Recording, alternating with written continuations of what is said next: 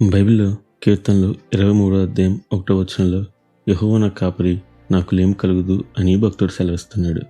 అయితే ఈరోజు మీకు ఇటు నిశ్చయిత ఉందా? లేదా ఈరోజు గడిచేది ఎలాగో, రేపు అసలు ఏమవుతుందో అని గాబరా పడుతున్నారా? అయితే వినండి, ఈరోజు దేవుడు మీతోనే మాట్లాడుతున్నాడు.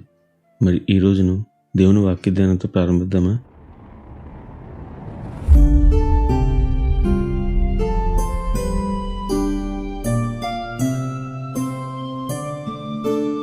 యెహోవా నా కాపరి అనే మాటను మీరు గమనిస్తే, గొర్రెలు కాపరిని ఏర్పరచుకోగాని కాపరే గొర్రెలను ఏర్పరచుకుంటాడు.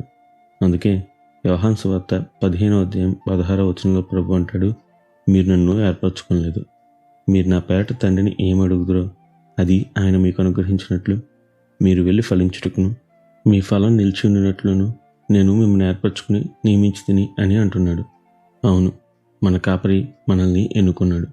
అందుకే లోకంలో వారందరూ తృప్తి కోసం, శాంతి కోసం వెంపర్లాడుతుంటే నా ప్రభు జీవాహారమై మనల్ని తృప్తిపరుస్తున్నాడు. అవును కదా, గొర్రెలు ఈ రోజుకు తింటే చాలు అనుకుంటాయి. కానీ ప్రభు తినడం కాదు, పచ్చికపై పొరణ చేశాడు. నీరు దొరికితే చాలు అనుకుంటాయి.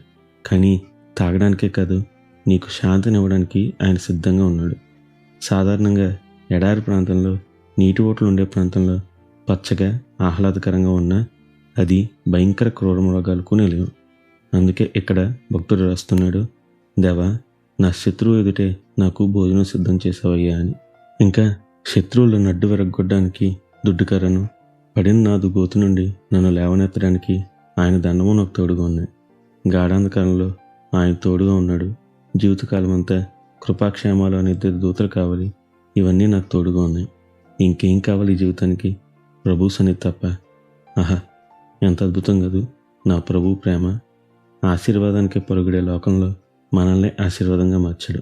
నిజంగా ఇంత గొప్ప కాపరిని కలిగిన మనం ఎంత ధన్యులం. అందుకే నిత్యం ఘనత, మహిమ, ప్రభావములు యేసుక్రీస్తు నామమునకే కలుగును గాక. ఆమేన్. హల్లెలూయా.